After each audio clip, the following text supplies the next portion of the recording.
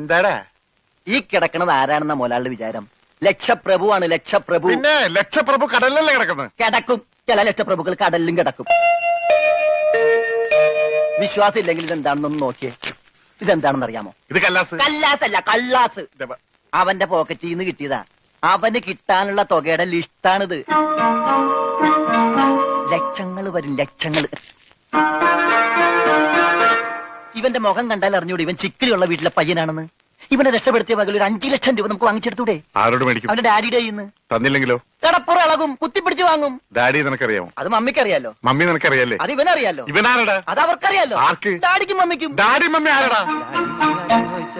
അവര് ഇവൻ ആരാണെന്ന് അറിയാതെ അവരാരാന്ന് ചോദിക്കാൻ പറ്റുമോ? ഇവൻ ആരാന്നറിയാൻ ഒരു ഐഡിയ. എന്താണ്? ഇവന്റെ ഒരു ഫോട്ടോ എടുത്തിട്ട് ഇവനെ തന്നെ കാണിച്ചിട്ട് ഇതാരാന്ന് ചോദിച്ചാ പോരെ? അപ്പൊ അവൻ പറയില്ലേ? ഇല്ലേ? ഇല്ലെങ്കിൽ ഫോട്ടോ കളഞ്ഞേക്കാം.